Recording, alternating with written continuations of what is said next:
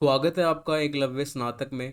और आज से बच्चों स्टार्ट कर रहे हैं हम बीए फर्स्ट ईयर इग्नू का कोर्स स्टार्ट कर रहे हैं। इग्नू की जो फर्स्ट ईयर की हिंदी है उसका कोर्स हम स्टार्ट कर रहे हैं, जिसका कोड आप देख सकते हो स्क्रीन पर आपके सामने है BHDLA 136। इसको हम डिटेल से स्टडी करेंगे, इसके पूरे सिलेबस को कवर करेंगे। इसको जो ये सब्जेक्ट है इसको कहते हैं हिंदी भाषा लेखन कौशल। इस सब्जेक्ट को पढ़ेंगे। आज हमारा पार्ट 1 है। देखिए मैं आपको सिलेबस दिखाऊंगा पूरा इसका। ये जो बुक है ये दो खंड में डिवाइडेड है, दो खंड में यानी दो पार्ट के अंदर बुक है। खंड पहला पढ़ेंगे हम व्यवहारिक हिंदी और लेखन, और खंड पहले में जो फर्स्ट यूनिट हमारी है वो है शब्द संपदा लोकोक्तियाँ, यानी इनके बारे में हम पढ़ेंगे। और यूनिट 1 का ये पार्ट 1 है। इस यूनिट को हम दो पार्ट के अंदर कवर करेंगे। आज हम डिटेल से स्टडी करेंगे इसके फर्स्ट पार्ट को। तो चलिए स्टार्ट करते हैं बिना देर किए हुए। मैं आपको सिलेबस दिखा देता हूँ एक बार। देखिए ये पहला जो खंड है इस बुक का वो है व्यवहारिक हिंदी और लेखन, जिसके अंदर आपकी टोटल 5 यूनिट है। आप देख सकते हो स्क्रीन पर। यूनिट 1 हमारी है शब्द संपदा लोकोक्तियाँ। तो 5 यूनिट को पढ़ेंगे हम खंड 1 के अंदर। और खंड 2 की बात करूं तो खंड 2 के अंदर हम पढ़ेंगे लेखन कौशल को। लेखन कौशल के अंदर हमारी टोटल 6 यूनिट है। इकाई 6 से यानी यूनिट 6 से जो स्टार्ट होता है हमारा खंड 2 स्टार्ट होता है, जिसको कहते हैं लेखन कौशल। तो मैंने आपको सिलेबस दिखा दिया है, एक बार आप सिलेबस को मैच कर लेंगे। जो बीए फर्स्ट ईयर के बच्चे हैं इग्नू से जो बीए कर रहे हैं उनको ये हिंदी मिलती है, तो एक बार सिलेबस वो मैच कर लेंगे। और ये जो मैंने सिलेबस लिया है ये भी मैंने इग्नू की बुक से ही लिया है, तो एक बार आप प्लीज़ मैच कर लीजिएगा, आपके लिए काफ़ी बेनिफिशियल रहेगा। इंस्टा पे आप मुझे फॉलो कर सकते हो। आपकी क्वेरी या क्वेश्चन है तो यहाँ पर आप मुझसे पूछ सकते हो, यूज़र नेम आपके सामने है। टेलीग्राम पे जाके आप ग्रुप को ज़रूर ज्वाइन करें। @एकलव्य स्नातक 1 के नाम से ग्रुप है। इस ग्रुप में आपको दो फ़ायदे मिल जाते हैं। एक तो जिन बच्चों को वीडियो की नोटिफिकेशन नहीं आती है तो यहाँ से वो वीडियो देख सकते हैं। प्लस इसके साथ साथ वेबसाइट पे जो हमारे नोट्स उपलब्ध होते हैं वो आप यहाँ से डिटेल से पढ़ सकते हैं। तो आप इस ग्रुप को ज़रूर ज्वाइन करें। तो चलिए स्टार्ट करते हैं वीडियो को। देखिए सबसे पहला जो यूनिट हमारा बताती है शब्द संपदा और लोकोक्तियाँ की, तो उसमें सबसे पहली जो चीज़ आपको जानने के लिए है वो है शब्द क्या है। शब्द क्या है ये आपको समझना होगा। तो शब्द देखो, दो या दो से अधिक वर्ण। वर्ण आप सभी समझते होंगे। वर्ण जो भी हम ये पढ़ते हैं का, गा, आ, आ, ये सभी क्या है, ये सभी वर्ण हैं। ये सभी क्या है, वर्ण हैं। तो दो या दो से अधिक वर्णों के समूह, दो या दो से अधिक वर्णों के समूह जब किसी निश्चित अर्थ की अभिव्यक्ति होती है तो उसे शब्द कहते हैं। यानी कि जब दो वर्ड मिलकर के, दो दो वर्ण मिलकर के किसी निश्चित शब्द, निश्चित अर्थ को बताते हैं तो वो कहलाता है हमारा शब्द। एग्जाम्पल के लिए आपके सामने लिखा गया है आम। देखिए आम के अंदर दो वर्ण मिले हुए हैं। दो वर्ण जब मिल जाते हैं, दो वर्णों का समूह जब मिल जाता है तो वो एक अर्थ निकालते हैं, वो एक अर्थ की अभिव्यक्ति करते हैं। यानी वो किसी वस्तु का नाम हो सकता है, वो किसी व्यक्ति का नाम हो सकता है, वो किसी स्थान का नाम हो सकता है, लेकिन वो हमें किसी अर्थ को, किसी किसी शब्द की, वो शब्द किसी अर्थ को अभिव्यक्त कर रहा है, किसी के अर्थ को बता रहा है। तो ये क्या कहलाता है, ये कहलाता है शब्द। दिल्ली हो गया, बंदर हो गया, गुलाब हो गया, तो ये सभी क्या है, ये वर्णों के समूह हैं। वर्णों के समूह हैं जो किसी निश्चित अर्थ की अभिव्यक्ति को कर रहे हैं, किसी निश्चित अर्थ को बता रहे हैं। तो ये कहलाते हैं हमारे शब्द। शब्दों के महत्व की बात करें तो देखिए वर्णों की ध्वनियों से, यानी वर्णों की जो ध्वनियां हैं उनसे मिलकर बन जाता है हमारा शब्द। अभी आपको बताया शब्द कैसे बनता है। वर्णों के समूह के मिलने के बाद, जब दो वर्णों के समूह मिल जाते हैं और वो किसी निश्चित अर्थ की अभिव्यक्ति करते हैं तो वो शब्द बन जाते हैं। तो वर्णों की ध्वनि से मिलकर बन जाता है शब्द। और शब्दों से मिलकर क्या बनता है, शब्दों से मिलकर हमारी भाषा बन जाती है। यानी जो दो लोग एक दूसरे से कम्युनिकेट करते हैं, एक दूसरे से संप्रेषण करते हैं, एक दूसरे की भाषा को समझते हैं, वो क्या है, वो वर्णों का मेल से बने हुए जो शब्द हैं उन शब्दों से जो है भाषा बनती है। और भाषा क्या करती है, भाषा हमारे विचारों की वाहक है। हमारे विचारों को एक दूसरे तक पहुंचाती है और एक दूसरे के विचारों को समझने में सहायता प्रदान करती है। तो ये काम किसका होता है? भाषा का। और भाषा कहाँ से बनती है? शब्दों से बनती है। और शब्द कहाँ से बनते हैं? वर्णों के समूह से। तो यहाँ से आप समझ गए होंगे शब्द कैसे बनते हैं और शब्दों का महत्व क्या है। अब देखिए, जब भाषा बन जाती है शब्दों से तो उसकी क्या विशेषता है? सबसे पहली विशेषता है उसकी कि अर्थयुक्त होना। यानी कि जो भी बात आप किसी सामने वाले व्यक्ति को कह रहे हैं, जिन शब्दों के समूह का आप प्रयोग कर रहे हैं, जिन वाक्यों का आप प्रयोग कर रहे हैं भाषा में, उनका ये कर्तव्य होता है कि वो अर्थयुक्त हो। उनका ये काम है कि जो वाक्य आप बोल रहे हो वो अर्थयुक्त होना चाहिए, यानी कि सामने वाले व्यक्ति को वो लाइन, वो शब्द वो समझ में आने चाहिए। आप क्या उससे कहना चाह रहे हैं, आपने जिन शब्दों का प्रयोग किया है सामने वाले व्यक्ति के समक्ष, वो उसको समझ में आने चाहिए। तो ये पहला काम होता है किसी भी भाषा का कि वो अर्थयुक्त होनी चाहिए, यानी उसका अर्थ समझ में आना चाहिए, वो सामने वाला उस चीज़ को समझ सके। दूसरा होता है भाषा दृश्यमान जगत से संबंधित सभी वस्तुओं की अभिव्यक्ति का साधन है। जो कुछ भी हम दृश्यमान जगत के अंदर देखते हैं, जिन वस्तुओं को भी हम अपनी आंखों से देख पाते हैं, टेबल, पंखा, फैन, ये सभी क्या है? ये सभी भाषा के द्वारा ही इन सभी को हम पहचान पाए हैं। तो क्या है, दृश्यमान जगत की जितनी भी संबंधित जो वस्तुएं हैं, उनकी अभिव्यक्ति किससे हो पाती है? भाषा से हो पाती है। और भाषा किससे मिलकर बनती है? शब्दों से। तो ये इनका महत्व होता है। विचारों की अभिव्यक्ति, यानी अपने विचार एक दूसरे तक हम पहुंचा सकते हैं भाषा के माध्यम से। एवं सामाजिक संस्कृति, सांस्कृतिक, राजनीतिक, दार्शनिक, ज्ञान विज्ञान की विभिन्न उपलब्धियों की अभिव्यक्ति का साधन भी क्या है? भाषा है। तो शब्दों का कितना बड़ा रोल है, कितना बड़ा महत्व है हमारी लाइफ में, हमारे जीवन में शब्दों का क्या महत्व है, ये आप अच्छे से समझ गए होंगे। विचारों की अभिव्यक्ति है, भारतीय सामाजिक, सांस्कृतिक, राजनीतिक, दार्शनिक, ज्ञान विज्ञान, कला के क्षेत्र में सभी की अभिव्यक्ति का माध्यम क्या है? भाषा।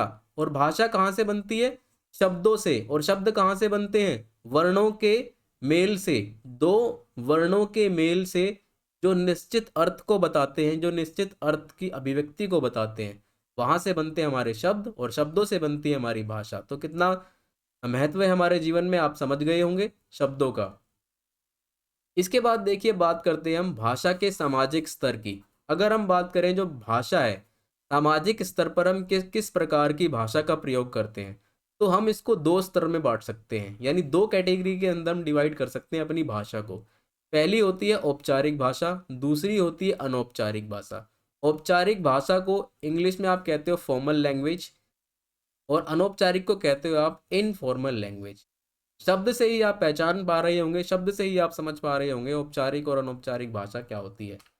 देखिए, औपचारिक भाषा की यदि हम बात करें तो औपचारिक भाषा यानी कि फॉर्मल लैंग्वेज, जब भी हम कहीं सभा में बात कर रहे हो, यानी लोगों के किसी समूह से बात कर रहे हो, किसी सोसाइटी में बात कर रहे हो, सोसाइटी यानी कि जिस एरिया में हम रहते हैं, जहाँ पर सभी समाज के वर्ग के लोग इकट्ठे होते हैं, उस सोसाइटी में हम बात कर रहे हैं, या अपने कार्यालय में बात करते हैं, अपने ऑफिस वगैरह में बात करते हैं, विशिष्ट विषय पर अगर यदि हमें चर्चा करनी होती है, तो वहाँ पर हम कैसे शब्दों का प्रयोग करते हैं? बिल्कुल औपचारिक शब्दों का। हम वहाँ पर ऐसे शब्दों का चयन करते हैं जो बिल्कुल ठीक तरीके से बोले जाते हैं, जिन उनमें जो व्याकरण का प्रयोग किया जा रहा है वो बिल्कुल ठीक होना चाहिए। शब्दों का मेल ऐसा होना चाहिए कि सामने वाले व्यक्ति को उन शब्दों की समझ हो। तो ऐसी भाषा का हम प्रयोग करते हैं। ऐसी भाषा हमारी कहलाती है औपचारिक भाषा, जिसमें शब्दों का प्रयोग अत्यंत सावधानी से करना पड़ता है। अत्यंत सावधानी का मतलब यहाँ पर यह है कि औपचारिक भाषा के अंदर हम कोई भी ऐसे शब्द का प्रयोग नहीं कर सकते जो कि गलत हो या फिर सामने वाले की समझ से परे हो। जिसे इंग्लिश में आपने सुना होगा स्लैंग वर्ड्स। स्लैंग वर्ड्स कुछ ऐसे शब्द होते हैं जो हम ऐसे शब्दों का प्रयोग करते हैं, अगर हम डिक्शनरी की बात करें, शब्दकोश की बात करें, तो उन शब्दों का स्थान उसमें नहीं होता, परंतु फिर भी हम उन शब्दों का प्रयोग करते हैं। तो स्लैंग वर्ड्स का यूज़ यूजुअली हम कहाँ करते हैं? अनौपचारिक भाषा के अंदर करते हैं। परंतु औपचारिक भाषा में हमें ध्यान रखना होता है कि हम ऐसे शब्दों का प्रयोग करें जो कि अत्यंत साफ सुथरे और सामने वाले की समझ में आए। अनौपचारिक की बात करें, अनौपचारिक भाषा, तो ये हमारी घरेलू बातचीत होती है। दोस्तों के साथ जब हम नुक्कड़ पे खड़े होकर या फिर अपने दोस्तों के समूह के बीच हम बात करते हैं, तो वहाँ पर हम यूज़ करते हैं अनौपचारिक भाषा को, यानी कि इनफॉर्मल लैंग्वेज को। वहाँ पर हम चिंता परे होते हैं, वहाँ पर हमें ये ध्यान नहीं लगाना पड़ता कि हमने जो वाक्य बोला है, क्या उसमें व्याकरण के रूप से वो ठीक है, जो शब्द हमने उसके अंदर प्रयोग किए हैं, क्या वो शब्दकोश के अंदर आते हैं, क्या वो ठीक शब्द है। तो इनका हमें ध्यान कतई नहीं रखना होता, किसमें, अनौपचारिक भाषा में। घरेलू बातचीत, दोस्तों का वार्तालाप आदि में औपचारिक भाषा का प्रयोग किया जाता है। घरेलू बातचीत हम जब भी अपने माता पिता, अपने भाई बहन, अपने रिश्तेदारों के साथ कई ऐसे शब्दों का प्रयोग करते हैं, अपने दोस्तों के साथ कई ऐसे शब्दों का प्रयोग करते हैं जिन शब्दों का शब्दकोश के अंदर कोई स्थान ही नहीं होता, लेकिन फिर भी हम अपनी डेली लाइफ में उन शब्दों का प्रयोग करते हैं। तो वो जो भाषा है वो क्या कहलाती है, अनौपचारिक भाषा, यानी कि इनफॉर्मल लैंग्वेज। तो ये सामाजिक स्तर होता है भाषा का, जिसको हम प्रयोग करते हैं। तो दो स्तर होते हैं सामाजिक स्तर भाषा के। अब हम बात करते हैं शब्दों के विभिन्न स्रोत। देखिए, शब्दों के जो विभिन्न स्रोत हैं, ये शब्द जो है आए कहाँ से, इसको हम डिटेल से डिस्कस करते हैं। सबसे पहले मैं आपको बताता हूँ, जो हिंदी भाषा है, हिंदी भाषा कहाँ से आई। देखिए, हमारी जो मूल भाषा थी वो संस्कृत थी। प्राचीन जो हमारी भाषा थी वो संस्कृत थी। संस्कृत भाषा से ही निकली हमारी हिंदी भाषा। तो यहाँ से हिंदी भाषा का जन्म हुआ था। तो अगर हम शब्दों की बात करें तो हम चार प्रकार के शब्दों को देखते हैं हिंदी भाषा के अंदर। तत्सम शब्दों को, तद्भव शब्दों को, देशज शब्दों को और बाहरी। ये चार प्रकार के शब्द होते हैं। चार प्रकार के शब्दों का स्रोत होता है जो हम प्रयोग करते हैं हिंदी भाषा के अंदर। देखिए, तत्सम जो शब्द होते हैं, अगर हम तत्सम की बात करें तो तत् का अर्थ होता है वह, और सम का अर्थ होता है जैसा, यानी एक जैसा कह सकते हो या एक समान कह सकते हो। तो तत्सम का अर्थ होता है एक जैसा, एक समान। अर्थात संस्कृत के मूल रूप से, संस्कृत के जो मूल शब्द थे, संस्कृत के जो मूल शब्द थे, मूल रूप से उनका हिंदी में, उनको हिंदी में जो है एज इट इज, यानी सीधे बिल्कुल हिंदी में उन शब्दों को ले लिया गया। वे जो शब्द हैं वो क्या कहलाते हैं, तत्सम शब्द कहलाते हैं। अर्थात संस्कृत के जो मूल शब्द थे उनको एज इट इज उठा के हमने हिंदी भाषा के अंदर प्रयोग करना स्टार्ट कर दिया। हालांकि उनके अंदर हमने थोड़ी थोड़ी परिवर्तन करके उनको यूज किया। जैसे कि हम कह सकते हैं विसर्ग हटा दिया, हलंत हटा दिया, ठीक है। इन सभी चीजों को हमने हटा करके उन शब्दों को हिंदी के अंदर प्रयोग करना स्टार्ट कर दिया। तत्सम शब्दों में थोड़ा सा परिवर्तन किया हमने, क्या किया, थोड़ा सा परिवर्तन, और फिर उनका प्रयोग हम हिंदी में करने लगे। तो ये जो शब्द थे ये कहलाते थे तत्सम शब्द। जैसे देखिए, जब संस्कृत आप पढ़ोगे तो आपको बालकह लिखा मिलेगा। ये शब्द आपको संस्कृत में लिखा मिलेगा बालकह, यानी कि ये जो दो बिंदु आप देख रहे हो ये होता है विसर्ग। इन विसर्गों को हटा दिया गया हिंदी भाषा में और बालक को एज इट इज प्रयोग कर लिया गया। बालक, हिंदी में आप देखोगे तो बालक आपको ऐसा लिखा मिलेगा, लेकिन दोनों का मतलब सेम है, बालक से। तो जो शब्द संस्कृत में एज इट इज उठा के हिंदी में उनका प्रयोग कर लिया गया वो कहलाते हैं तत्सम शब्द। इसी प्रकार पुस्तकम एक शब्द है, पुस्तकम शब्द है, पुस्तकम का ये माँ हटा करके, माँ जो हलंत के साथ माँ है, इसको हटा दिया गया और पुस्तक का प्रयोग किया जाने लगा। पुस्तक यानी किताब। तो ये जो शब्द था ये हिंदी में ऐसे प्रयोग किया जाने लगा। तो ये तत्सम शब्द है और ये तत्सम शब्द का हिंदी में प्रयोग किया जाने लगा इस प्रकार से, यानी ये संस्कृत का शब्द है और ये हिंदी का शब्द है। इसके बाद हम बात करते हैं तद्भव शब्द की। देखिए, तद्भव शब्द क्या थे, संस्कृत से उत्पन्न शब्द जो सीधे ना आकर, संस्कृत से जो उत्पन्न शब्द यानी संस्कृत के जो शब्द थे वो बिल्कुल एज इट इज ना आकर के पहले पाली भाषा, फिर प्राकृत और अपभ्रंश, इन तीन माध्यमों से होते हुए वो हिंदी के अंदर आए। पाली, प्राकृत और अपभ्रंश से होते हुए वो हिंदी में आए और उन शब्दों को फिर कहा जाने लगा तद्भव शब्द। एग्जाम्पल के लिए मैं आपको बताता हूं, देखिए सूर्य, सूर्य क्या है, सूर्य ये अगर इस मूल शब्द की बात की जाए तो सूर्य एक संस्कृत का शब्द है, लेकिन पाली, प्राकृत और अपभ्रंश से होते हुए ये हिंदी में आने लगा और हिंदी में इसको प्रयोग किया जाने लगा सूरज। सूरज, सूरज हिंदी में इसको इस प्रकार से प्रयोग किया जाने लगा। एक और शब्द है सांप। सांप अगर आप शब्द की बात करें तो जो इसका मूल शब्द है वो आएगा सर्प। सर्प, सर्प संस्कृत का मूल शब्द है। ऐसे ही ये शब्द चेंज होते होते होते होते पाली, प्राकृत और अपभ्रंश से होते होते हिंदी में जाकर के सांप बन गया। आम की बात करें तो आम्र था, फिर ये आम बन गया। हाथ की बात करें तो हस्त था मूल शब्द, हाथ बन गया तद्भव में जाकर के। मोर की बात करें तो आप, इसका जो मूल शब्द है वो है मयूर, मयूर से बन गया मोर। तो ये परिवर्तन जो आया, हालांकि ये परिवर्तन अचानक नहीं हुआ, ये परिवर्तन धीरे धीरे जैसे जैसे लोगों का समूह जुड़ा, जैसे जैसे लोगों के विचार बदले, जैसे जैसे लोग आगे बढ़ते चले गए, वैसे वैसे भाषा में परिवर्तन आना स्टार्ट हुआ। उसी भाषा के परिवर्तन को हमने फिर उन शब्दों को तद्भव शब्दों का नाम दिया। तो ये हो गए हमारे तद्भव शब्द। उसके बाद बात करते हैं हम देशज शब्द की। देखिए, देशज शब्द कौन से शब्द होते हैं? वे शब्द जो क्षेत्रीय भाषाओं एवं जन सामान्य के द्वारा हिंदी भाषा में आए। क्षेत्रीय भाषाओं के द्वारा और जन सामान्य यानी लोगों के समूह के द्वारा जो भाषा के अंदर प्रयोग हुआ, लोगों के समूह के द्वारा जो भाषा में बदलाव आया और क्षेत्रीय भाषाओं के साथ जो बदलाव आया, वो बदलाव कहलाया देशज शब्दों का। यानी कि ये जो शब्द है, ये देश के अंदर बने जन सामान्य के द्वारा यानी जनता के द्वारा इन शब्दों का निर्माण किया गया। और क्षेत्रीय भाषाएं कौन सी होती हैं? देखिए, भारत के अंदर दुनिया में सबसे ज़्यादा क्षेत्रीय भाषाएं बोली जाती है। अगर हम पूरी दुनिया की बात करें तो सबसे क्षेत्रीय क्षेत्रीय भाषाएं जो हैं वो भारत के अंदर अत्यधिक है। तो क्षेत्रीय भाषाओं के द्वारा और जन सामान्य यानी जनता के द्वारा जो परिवर्तन आया, जो शब्दों का समूह निकल करके आया, जो नए शब्दों का निर्माण हुआ, वो देशज शब्द कहलाए। ये ना तो संस्कृत के मूल शब्द हैं और ना ही किसी विदेशी भाषा से आए हैं। एग्जाम्पल के लिए मैं आपको बताता हूँ, पेड़। पेड़ जो शब्द है, ये ना तो संस्कृत का शब्द है और ना ही किसी विदेशी भाषा से आया है, यानी ये हमारे देश में ही उत्पन्न हुआ। किसके द्वारा? जन सामान्य यानी जनता के द्वारा और क्षेत्रीय भाषाओं के द्वारा।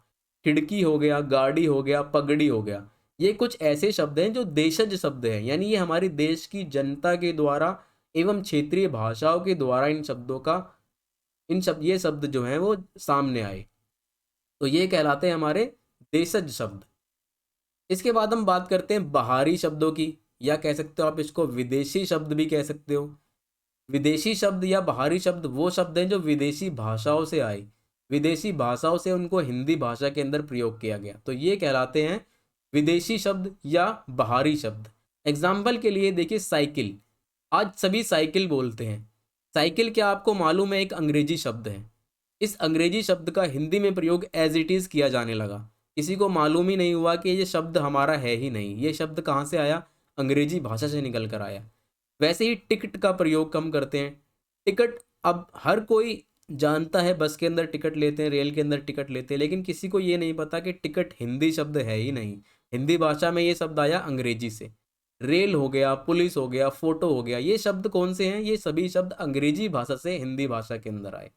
वहीं बात करें हम सरकार, अदालत, खुशामंद, लिफाफा, प्याला, ये सभी शब्द कहाँ से आए? फारसी भाषा से आए। फारसी भाषा से इनका प्रयोग हिंदी में किया जाने लगा। ये सभी फारसी शब्द हैं, सरकार, अदालत, खुशामंद, लिफाफा। तुर्की शब्दों की बात करें तो तुर्की से भी कुछ शब्दों का प्रयोग हिंदी में किया गया, जैसे दरोगा, बंदूक, बेगम, बहादुर इत्यादि। अरबी की बात करें तो अरबी में भी औरत, गुनाह, गुनाह, फरिश्ता, किला, दफ्तर, अखबार, ये सभी शब्द अरबी भाषा से आए जिनका प्रयोग हिंदी में किया जाने लगा।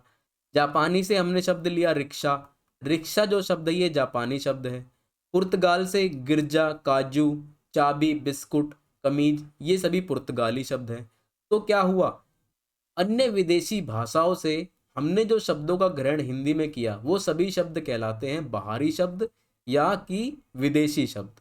तो इस प्रकार से 4 प्रकार के शब्द होते हैं, तत्सम, तद्भव, बाहरी और देशज, ये 4 प्रकार के शब्द होते हैं। अब शब्दों के अर्थ पक्ष की बात करें कि शब्दों का जो अर्थ है उसका क्या पक्ष है, उनकी हम बात करें तो देखिए, इनको हम 5 प्रकार से देखते हैं। 5 प्रकार से हम शब्द और अर्थ के संबंध को व्यक्त कर सकते हैं।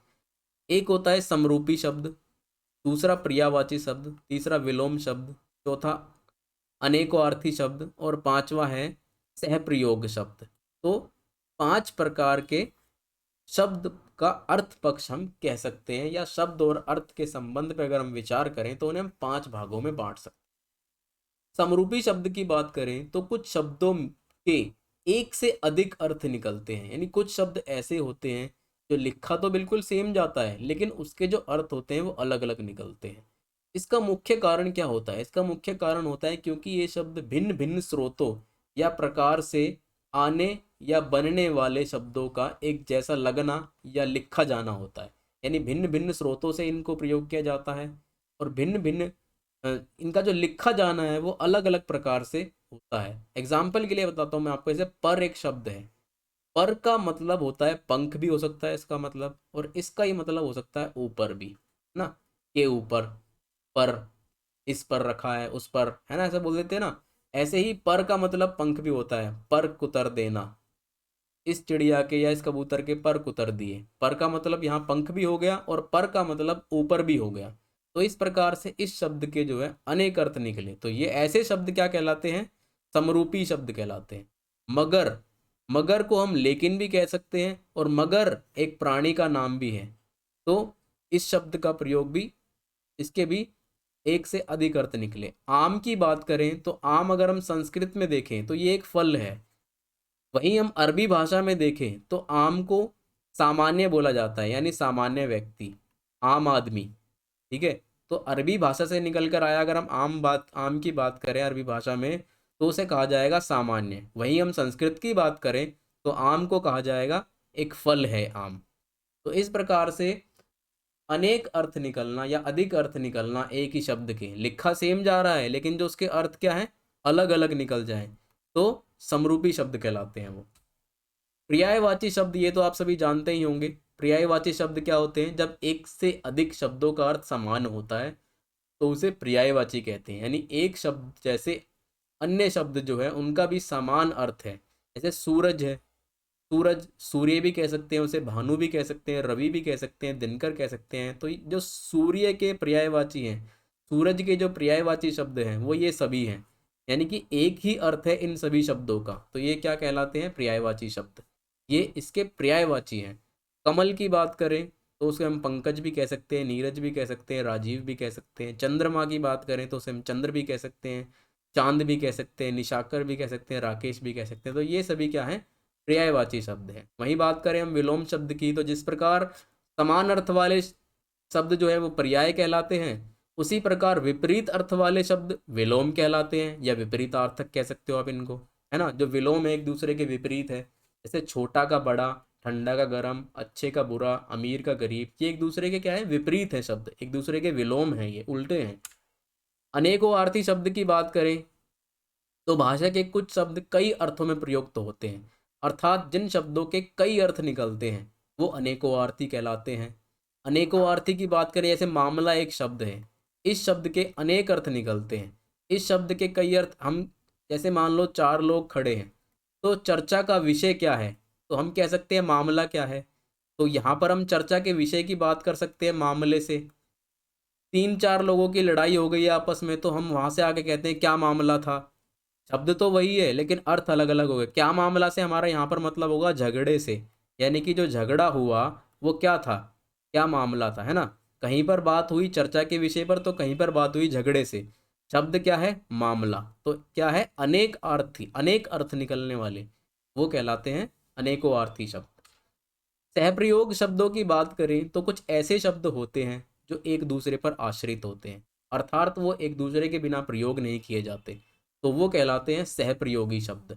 एक शब्द का अर्थ स्पष्ट करने के लिए यह प्रयोग करने वाले अन्य शब्द का प्रयोग किया जाता है, यानी एक शब्द का अर्थ को स्पष्ट करने के लिए दूसरे शब्द को एक साथ जोड़ा जाता है, तभी इनका जो है अर्थ सामने आता है।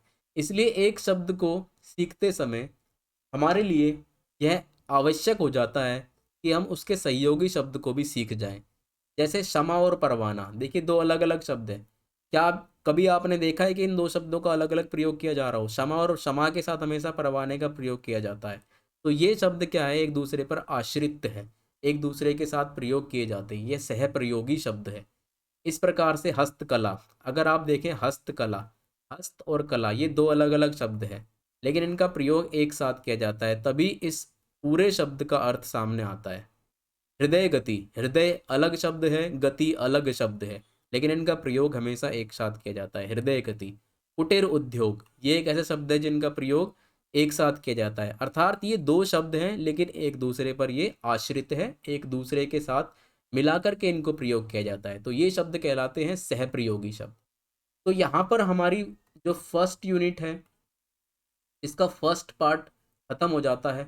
इसके बाद हम बात करेंगे इसके सेकंड पार्ट की, तब तक के लिए आप वीडियो को लाइक कीजिए, चैनल को सब्सक्राइब कीजिए और हाँ, कमेंट करके मुझे ज़रूर बताइए कि आपके लिए ये सब्जेक्ट यूज़फुल है या नहीं है। धन्यवाद। जय हिंद, जय भारत।